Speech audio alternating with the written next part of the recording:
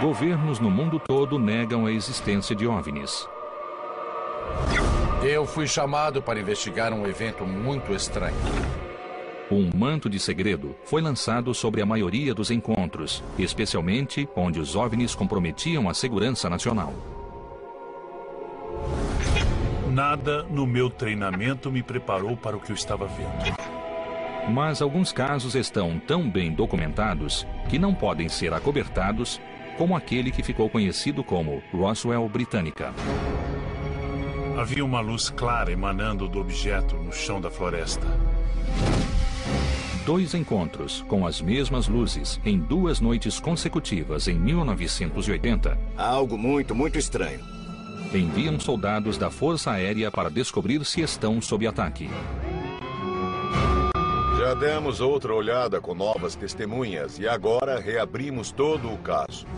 O que fez militares altamente treinados A minha intenção era ir até lá e pôr um ponto final em tudo. acreditarem que estavam em contato com um OVNI? Isso é irreal.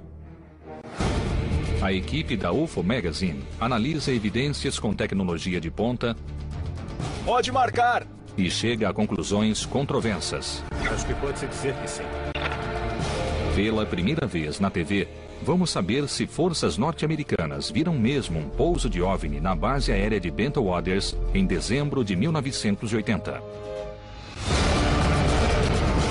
Este é o caso 80-101, Militares versus OVNIs.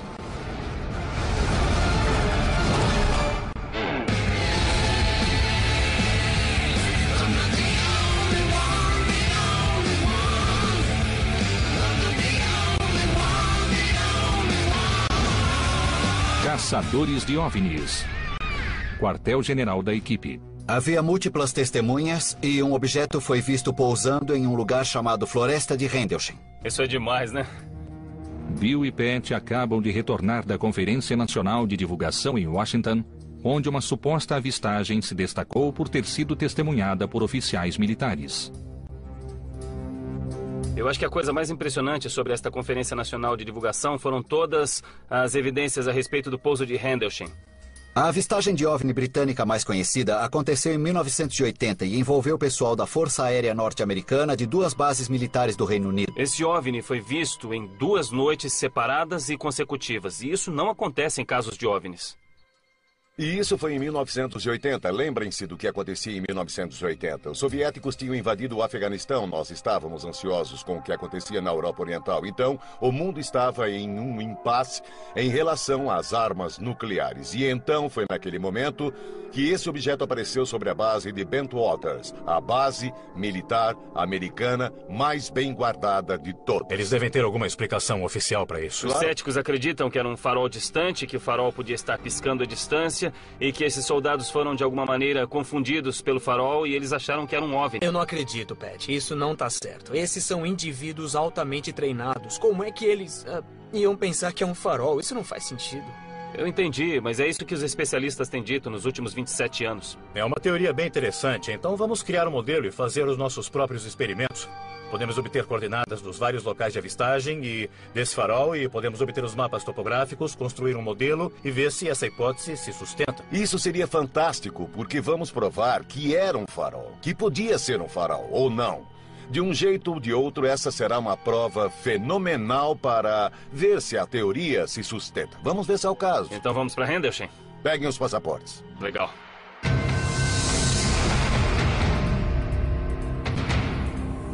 A equipe viaja até a base de Bentwaters, uma base da Força Aérea Americana na Inglaterra, a 140 quilômetros de Londres, ao lado da floresta de Rendlesham.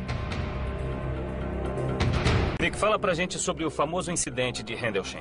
Nick Pope entrou para o Ministério da Defesa em 1985. Entre 1991 e 1994, a minha tarefa era investigar avistagens de OVNIs para o governo, para ver se havia evidências de alguma coisa significativa em termos de defesa. O Ministério da Defesa inglês investiga casos de OVNIs desde 1967. Mas encontros de militares com eles remontam a épocas anteriores. Estados Unidos, 1948. O capitão Mantle, da Guarda Nacional do Kentucky, supostamente perseguiu um OVNI. Minutos depois, ele morreu na queda de seu jato. Inglaterra, 1956. Operadores de radar da Força Aérea Britânica rastreiam vários OVNIs viajando a 19 mil quilômetros por hora. Mas o projeto Livro Azul, a Força-Tarefa de Pesquisas Americana, diz que este é o caso mais concreto que já foi registrado por um radar. Segundo o projeto Livro Azul, o objeto ultrapassou um jato interceptador NF-3. Pilotos relataram ter visto luzes controladas por alguma inteligência. Na época, o incidente foi investigado, mas depois que os controladores de tráfego foram entrevistados e os pilotos também, depois que os seus depoimentos foram tomados, o caso acabou com uma grande interrogação. Bélgica, 1989. A base de Berset detecta algo no radar. 19 oficiais de polícia viram a nave. E uma das testemunhas a registrou em vídeo. O objeto triangular parecia pulsar 3 luzes potentes. Testemunhas disseram que o objeto era silencioso, exceto por um suave zunido. 2 horas e meia depois, ele desapareceu. E 4 meses depois, ele retornou. O coronel Brewer, da Força Aérea Belga, envia 2 interceptadores F-16. A estação de radar foi contatada várias vezes para perguntar se eles o tinham observado no radar. Quando os caças localizam a nave, ela acelera a 46 Gs, muito além do que o corpo humano pode suportar. E então, desapareceu. Se todos esses casos envolvendo a avistagem de OVNIs por pilotos e rastreados por radar pudessem ser estudados profundamente, eu acho que nos convenceriam da realidade do fenômeno dos OVNIs. Porque quando você tem a combinação de observadores profissionais e confiáveis e a evidência do radar para sustentar o testemunho, as evidências tornam o caso muito, muito convincente. É fácil dizer que os OVNIs são outras coisas, mas quando esses casos envolvem encontros de militares com OVNIs, a coisa muda de figura. Durante o tempo que passou no Ministério da Defesa, Pope investigou entre 200 e 300 relatos de OVNIs por ano, fazendo dele o mais experiente investigador de OVNIs do país. Eu acho que uma das avistagens de OVNIs mais importantes de todos os tempos foi o incidente da floresta de Rendlesham, que aconteceu bem aqui. Considerando todos os casos de OVNIs, esse é um dos mais significativos e o que tem mais evidências. Às vezes ele até é chamado de Roswell britânico. 26 de dezembro de 1980, meia-noite. A segurança de Woodbridge, uma base da Força Aérea Britânica, perto de Bentwaters, relatou a avistagem de uma luz na floresta de Rendlesham. De início, eles achavam que era um avião acidentado. Mais tarde, mudaram de ideia. O sargento Peniston e mais 2 oficiais fizeram a investigação. Quando chegamos ao suposto local da queda, ficou evidente que não era um acidente de avião ou outra coisa parecida que já tivéssemos visto. Havia uma luz brilhante emanando de um objeto no chão da floresta. Peniston e a equipe se aproximaram do objeto a pé, tomando notas pelo caminho. Vimos a silhueta de uma nave triangular de cerca de 3 metros de comprimento e quase 2 metros de altura. Peniston alega que havia luzes azuis e amarelas piscando na nave. Começamos a experimentar dificuldades de comunicação. O ar à nossa volta estava eletricamente carregado e dava para sentir isso em nossas roupas, em nossa pele, em nosso cabelo. Ele diz que a superfície da nave tinha símbolos de 8 centímetros de altura e 70 de comprimento. O maior símbolo era um triângulo localizado no meio. Peniston diz que se aproximou e tocou o objeto. Parecia ônix, mas a sensação era de metal. 45 minutos depois, o objeto fez manobras e decolou. Ele decolou do chão e saiu voando a uma velocidade incrível. E sumiu num piscar de olhos. Mais de 80 membros da Força Aérea testemunharam a decolagem.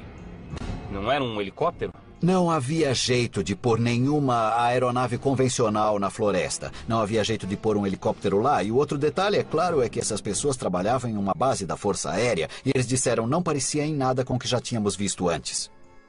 O que eu sinto é que eu entrei no olho do furacão dos OVNIs.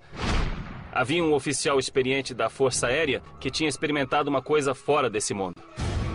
E este OVNI tinha um formato triangular.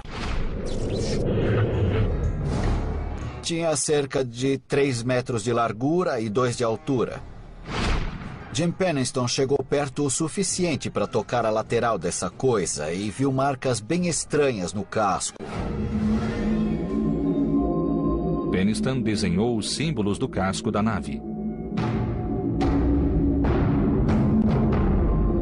A maioria é simétrica e tem linhas retas. As pessoas vêm tentando decifrar aquela escrita há anos, pensando que talvez seja egípcio, talvez hieróglifos, talvez pictogramas.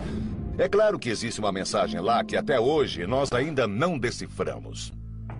Testemunhas afirmam que a nave deixou evidências físicas.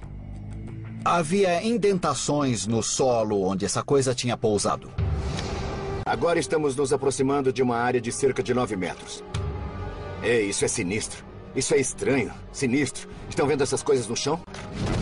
Lembre que estavam no meio do inverno, o chão estava muito duro. Aquelas indentações tiveram de ser feitas por alguma coisa pesando várias toneladas. E havia 3 dessas indentações. Foram tirados moldes de gesso das indentações que, quando alinhadas, formavam um triângulo equilátero.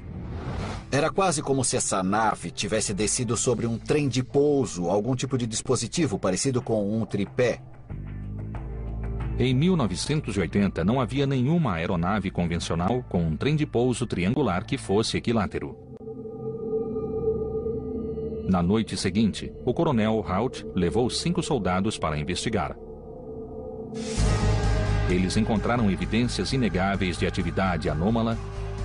Tinha deixado traços de evidências físicas. E testemunharam um evento alarmante. Tinha voltado.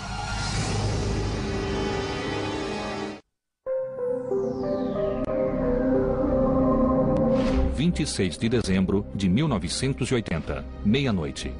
80 soldados da Força Aérea Americana testemunham o pouso de um objeto em uma floresta inglesa.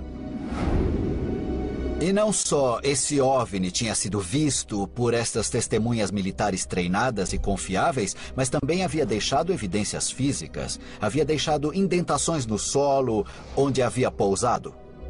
Na noite seguinte, um esquadrão que investigava o caso detectou altos traços de radiação com um contador Geiger. Que tipo de leitura está obtendo? Tem alguma? 7 décimos. 7 décimos, bem aqui no centro? Aham. O acontecimento mais significativo em termos de evidências foi que eles registraram níveis que chegaram ao crítico. Estavam no máximo naqueles 3 buracos onde aquela coisa tinha pousado. O Ministério da Defesa liberou 38 páginas de documentos relacionados à avistagem. A maioria são cartas dos habitantes da cidade, indagando a respeito do evento. Contudo, um memorando do Ministério contém uma frase assustadora.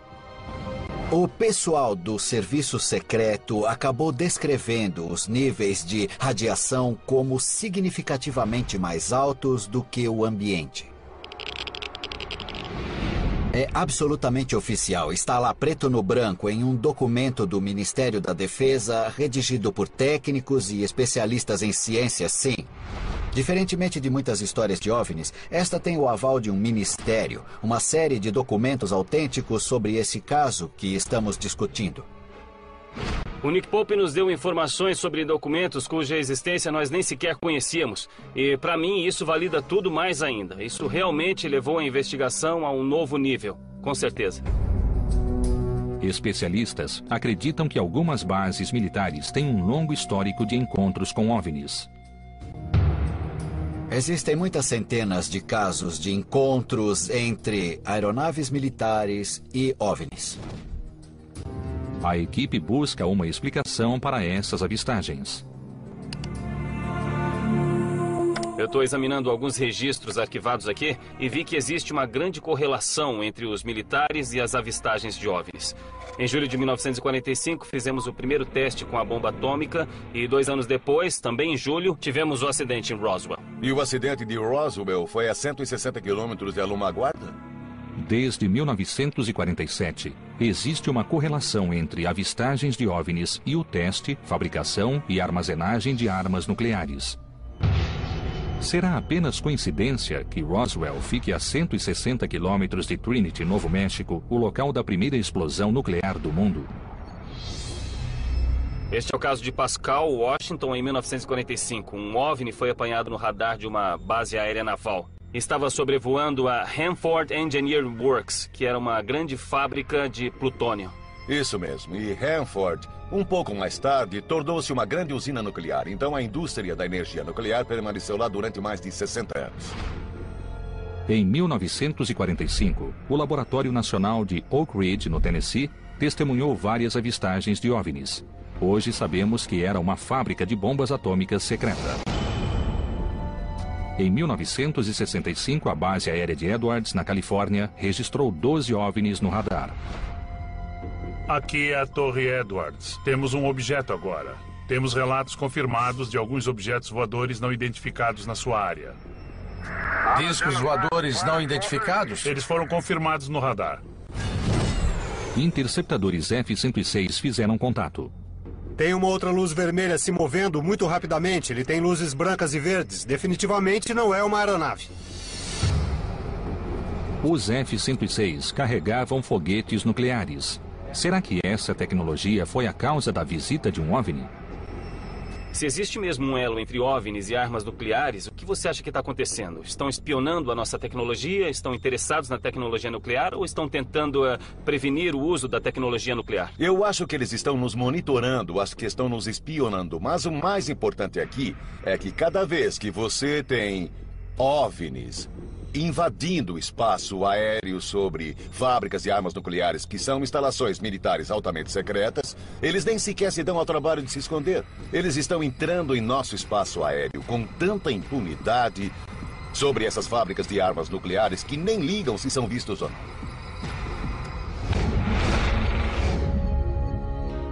É estranho voltar aqui. Este aqui era o galpão, onde as armas eram guardadas e o escritório da base ficava bem ali. O coronel Hout era subcomandante da base na época da avistagem na floresta de Rendlesham. Mas ele não confirma nem nega a presença de armas nucleares na base. Você tem de imaginar que era ele quem estava sentado lá com o dedo no detonador nuclear, embora ele não possa admitir isso porque não pode haver armas nucleares americanas em solo britânico. Existe uma torre de vigia ao norte do prédio.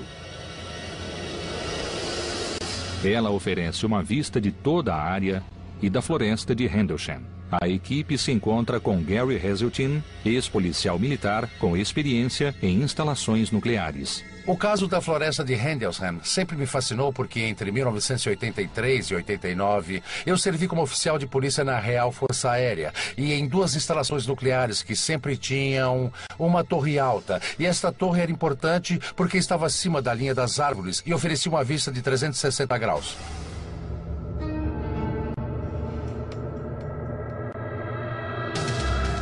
Coronel, isso é inacreditável. Que vista! Dá pra ver tudo daqui. Não se esqueçam de que as árvores estão muito mais altas agora. Tínhamos uma vista de 360 graus aqui de cima antes. E, por segurança, nunca deixávamos as árvores crescerem tão alto. E daqui o operador da torre tinha uma vista fantástica por muitos quilômetros. Então, se alguém estivesse aqui em cima, poderia ver tudo o que estava acontecendo naquela área naquela noite. Nas 2 noites. Mas havia alguém aqui em cima. Esse tipo de torre tinha vigias 24 horas por dia, 365 dias por ano. Então, coronel, suspeito que havia alguém aqui em cima. Sabe se havia alguém aqui em cima naquela noite? Ah, sim, eu conheço quem estava aqui em cima. Muito bem. Em novembro de 2007, Hout recebeu um e-mail de um dos guardas que estava de vigia naquela noite, em 1980. Ele trocou muita correspondência comigo e confirmou o fato de que, naquela noite, quando estava na torre, ele realmente viu feixes descendo sobre a área de armazenagem de armas, ao mesmo tempo que vimos aquele lá no meio da floresta. Disse que havia um homem aqui em cima que também viu o incidente daqui e viu os feixes descendo. Então é uma nova testemunha para este caso aqui. É, mas ele não quer comentar o assunto. Se uma pessoa estivesse aqui em cima, como você disse, pudesse ver a coisa toda, incluindo o farol e os eventos no chão e na floresta... Estamos falando de um objeto autêntico, lançando feixes sobre uma instalação militar em uma área restrita e altamente secreta.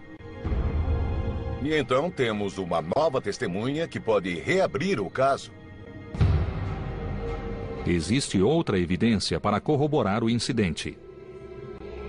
Em 26 de dezembro, na noite seguinte, o coronel Haut documentou o encontro em fita cassete.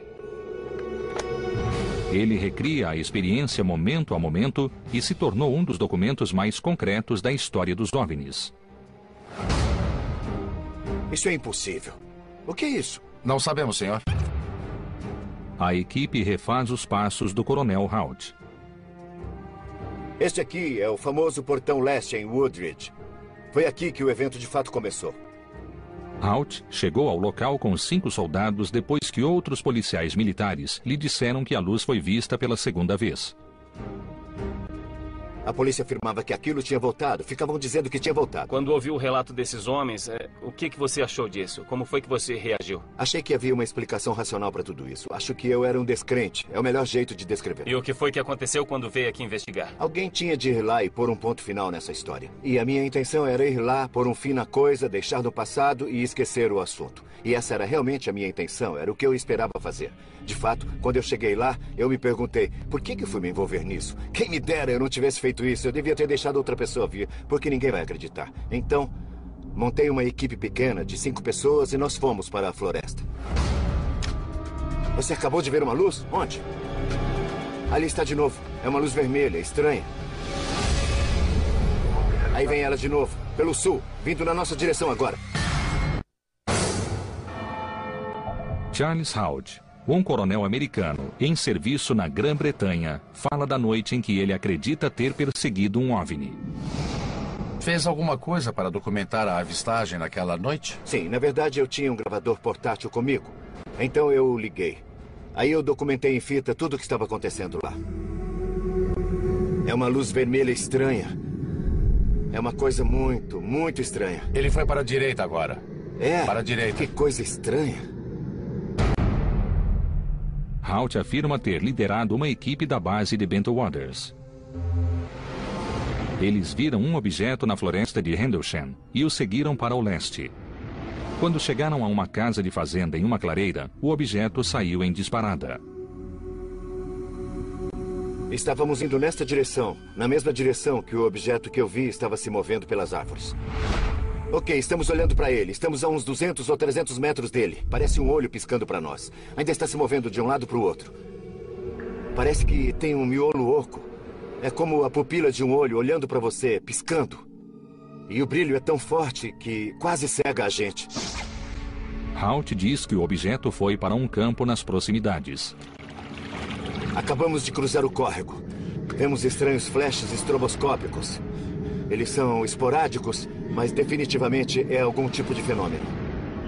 Nós saímos da floresta bem aqui, a uns 100 metros, perseguindo o objeto. O objeto saiu no meio desse campo. Onde havia uma casa, gado e, naquela época, um objeto brilhante. Estamos ouvindo sons muito estranhos no celeiro da fazenda. Os animais estão muito ativos, fazendo muito barulho. Ele está vindo do sul, na nossa direção, agora. A gente estava olhando para lá, certo? Ok. A casa do fazendeiro está ali. É. O objeto estava lá fora, no campo, ali em cima. Certo. O farol fica ali, a cerca de 30 graus. Agora estamos observando o que parece ser um feixe descendo até o chão. Isso é impossível. Então, quando você chegou ao campo, o objeto tinha sumido. O objeto silenciosamente se transformou em 5 objetos brancos e desapareceram. Existe a possibilidade disso ser um sinalizador? Um sinalizador não se move pela floresta, desviando de árvores e subindo e descendo. De repente, ele veio na nossa direção. Em algum momento, ele se afastou de nós. E quando nos aproximamos dele, ele se moveu para cá, no meio do campo. O que exatamente você estava vendo? Um objeto tinha a forma oval.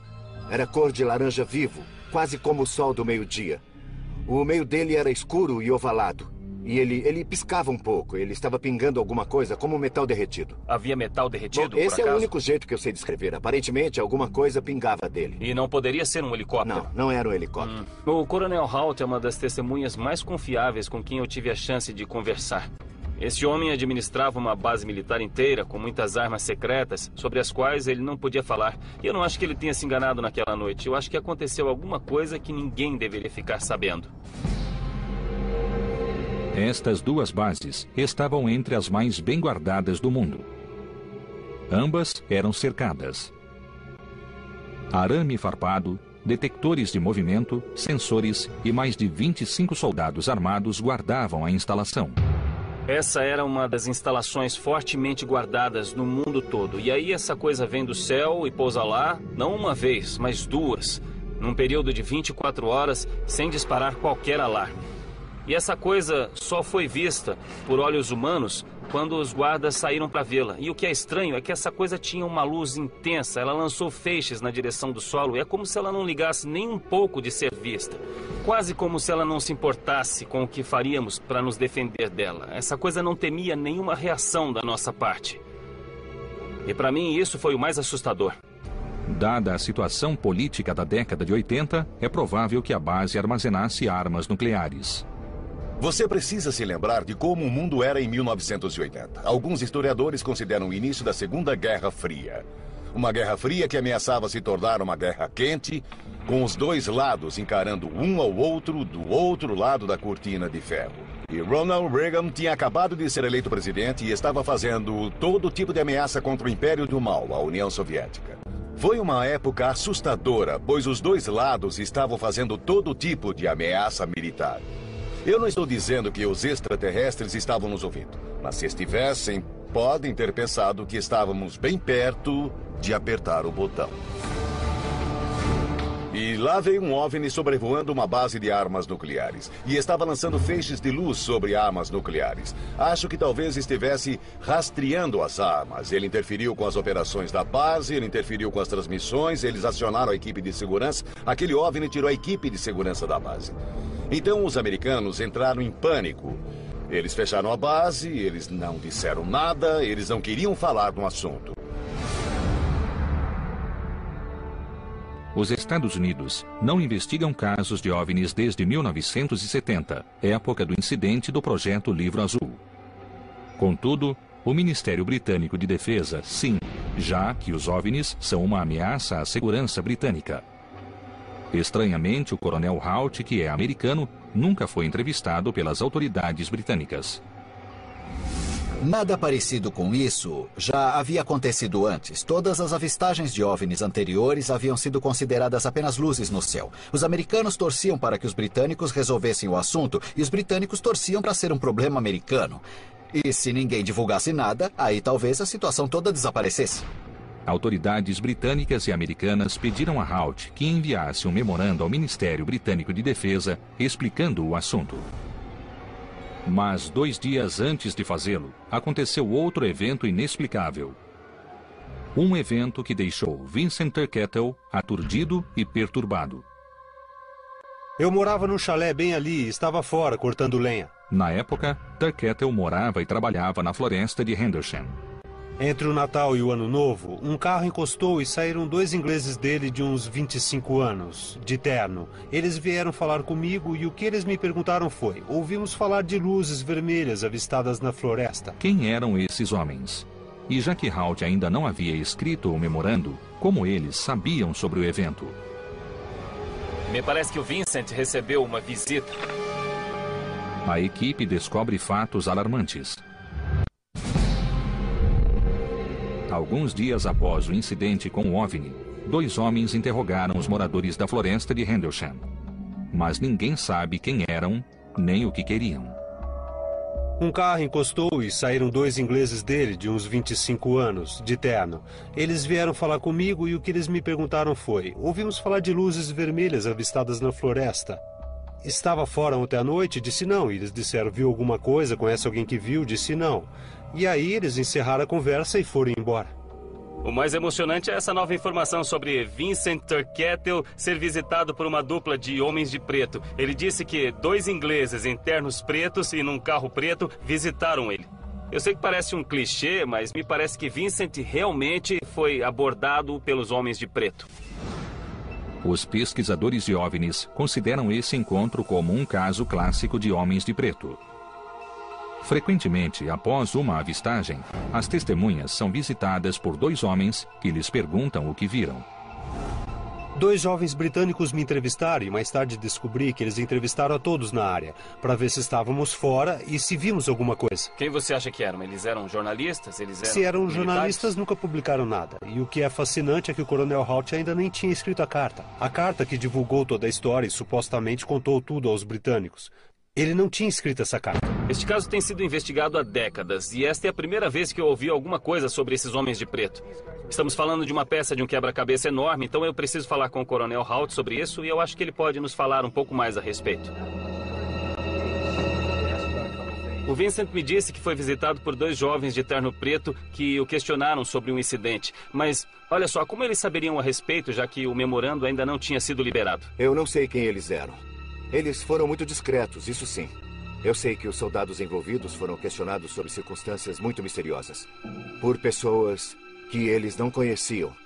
E alguns eram britânicos. Como funcionário do Departamento Florestal, Turkettle conhece bem a floresta de Rendlesham e afirma que aquilo que Halt viu não foi um OVNI. Esse cara conhece a floresta e está tentando me dizer que ele não encontrou nada em comum na área onde o OVNI supostamente pousou. E o argumento dele é convincente. Pode ter sido o farol. O farol do Lago Offord fica a 10 quilômetros do local da avistagem. Céticos afirmam que os soldados confundiram o feixe de luz de 3.000 watts com um OVNI. É como um olho piscando para você. Piscando. E o brilho é tão forte que quase cega a gente.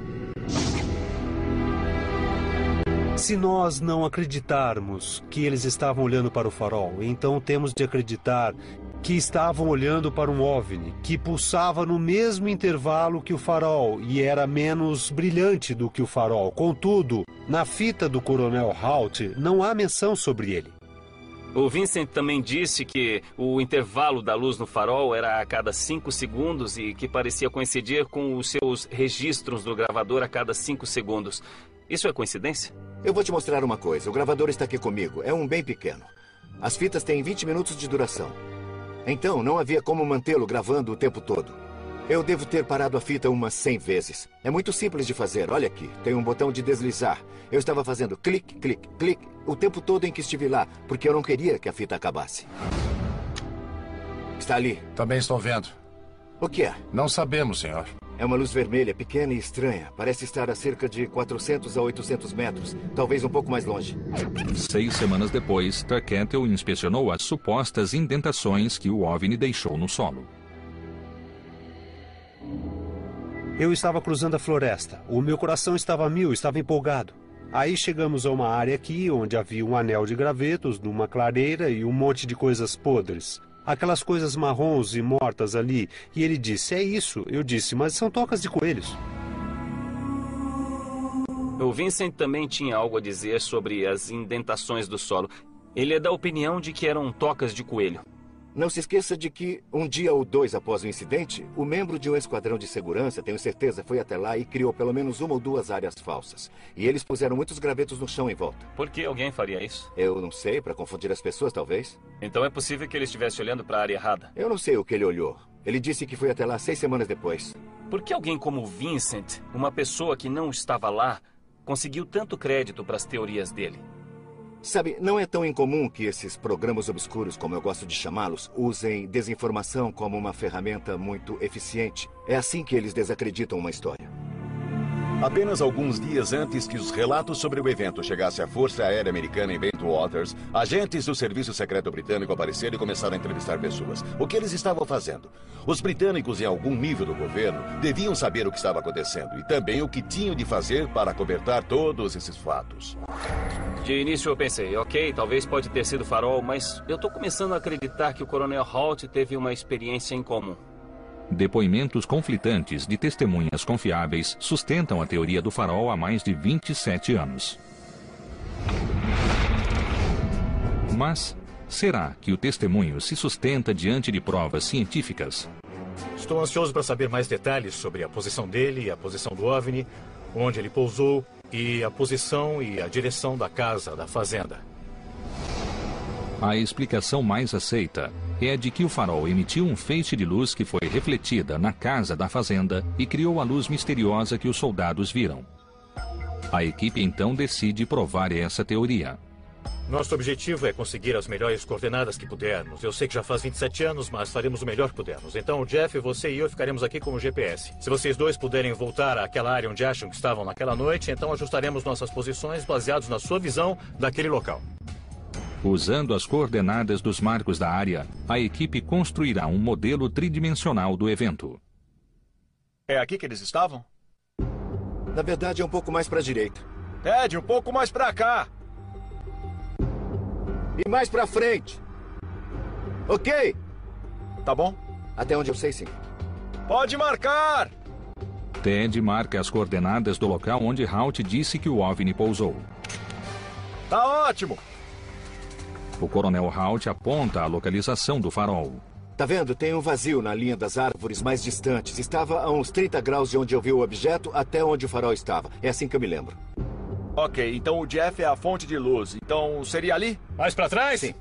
Pode marcar! Ted, volta pra cá. Nós vamos ligar o GPS na câmera e vamos filmar desse ponto aqui. Será que o objeto visto por mais de 80 soldados e pelo subcomandante da base era um feixe de luz, um OVNI ou algo completamente diferente? É possível que tenha sido aquele feixe daquela luz que os soldados viram? A ciência pode ter a resposta. E uma testemunha que nunca foi entrevistada antes resolve falar. Na verdade, esse farol é...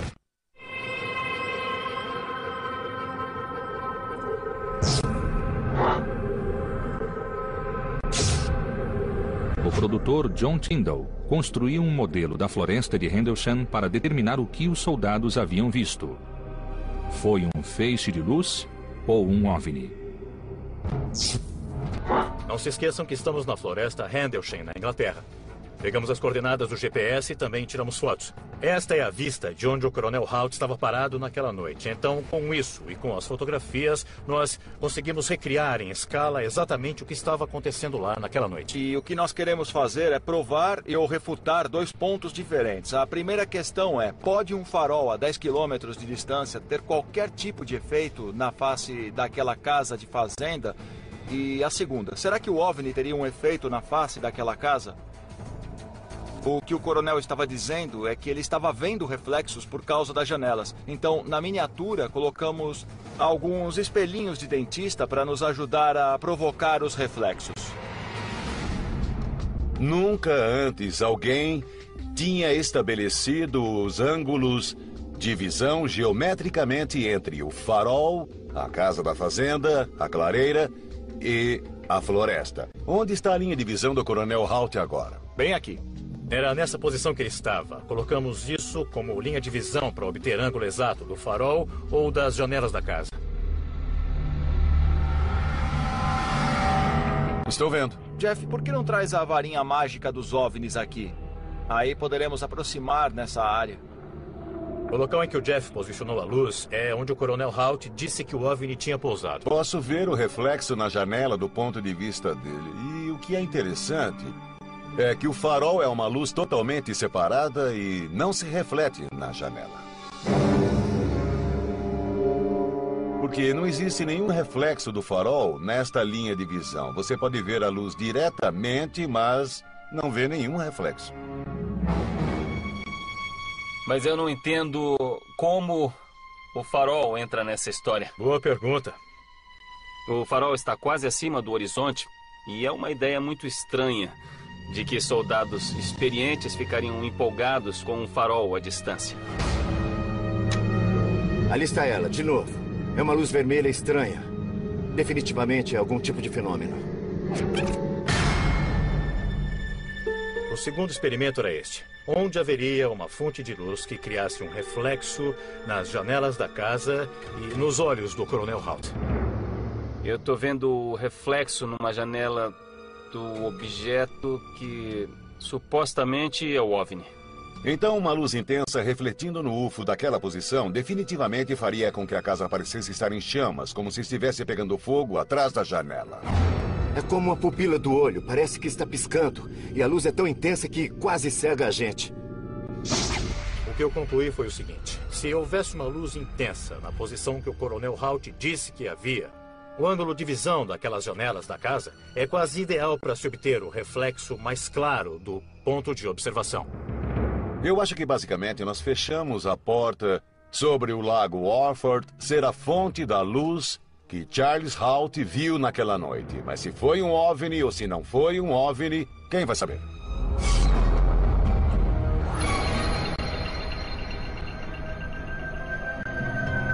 Mas existe uma outra pessoa que pode encerrar a discussão.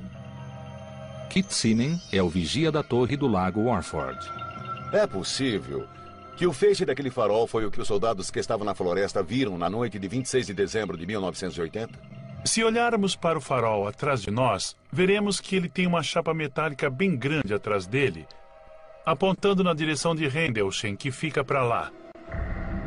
E embora a intensidade da luz seja menor agora do que era em 1980, a luz ainda não teria conseguido passar diretamente pelas árvores. Tudo o que você veria em uma noite clara seria o brilho do farol a cada 5 segundos pelo Então céu. está dizendo que aquela tampa, aquela peça de metal que está bloqueando a luz estava lá em 1980? Ela sempre esteve lá. Quer dizer que nunca houve um momento na história desse farol em que a luz realmente estivesse passando pela floresta de Rendlesham? Não.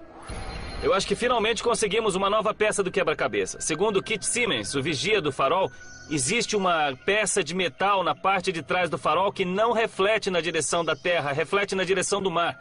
Então, essa é a nova e grandiosa informação que ninguém examinou. Infelizmente, nós viemos até aqui para obter informações e descobrirmos sozinhos. Quartel-general da equipe. Nós entrevistamos Charles Halt e confirmamos toda a história que o coronel nos contou. Nós fomos até a torre, onde ninguém foi, onde uma testemunha, que nós descobrimos, viu todos os eventos se desdobrarem do ponto de vista da torre. Ele pôde ver tudo. Nós entrevistamos outras testemunhas e cada uma das histórias foi verossímil. As testemunhas todas sustentam ainda e já faz mais de 30 anos agora. E nós refutamos toda essa teoria do farol. Mas olha, gente, não é só por refutar a teoria do farol que provamos a existência de OVNIs, porque ainda pode haver outras explicações. Nós sabemos que existem 2 bases ultrasecretas da Força Aérea na região. Pode ter sido algum tipo de aeronave ultrasecreta, um robô, eu sei lá. Eu só não quero me precipitar aqui e dizer que foram veículos extraterrestres. É verdade, e se foi algum tipo de nave robô? E se não foi alguma coisa nossa? E isso explicaria todas as desinformações sobre o assunto, certo? E a negação do governo de que alguma coisa aconteceu lá. E eu concordaria, sem nenhuma hesitação, exceto por uma coisa que eu não entendo. Naves robôs, pelo menos as que eu conheço, não saem flutuando até um campo e então se separam em 5 luzes diferentes e vão em 5 direções diferentes. Mas ainda podia ser algum tipo de nave robô secreta, certo? Olha, fizemos um ótimo trabalho nesse caso. Acho que podemos considerá-lo fechado. Derrubamos as teorias dos céticos, porque você demonstrou que as teorias favoritas deles não se sustentam. Então, querem saber? Refutamos as teorias dos descrentes. O caso da floresta de Rendlesham difere de qualquer outro caso, devido ao número de testemunhas. Mais de 80 pessoas viram a decolagem. O seu nível de especialização. O subcomandante da base me disse que avistou um OVNI. E as evidências físicas que foram deixadas. Registramos radiação. Mas, como a maioria dos casos, ainda pode haver uma explicação terrena para os eventos daquelas 2 noites. Os soldados realmente viram um OVNI? É possível que bases com armas nucleares sejam monitoradas por algo de fora deste mundo? Estou convencido de que aquilo que vimos foi uma coisa fora do comum. Os motivos pelos quais um OVNI persiste em aparecer por aqui e em outros lugares podem ser tão misteriosos quanto os próprios OVNIs.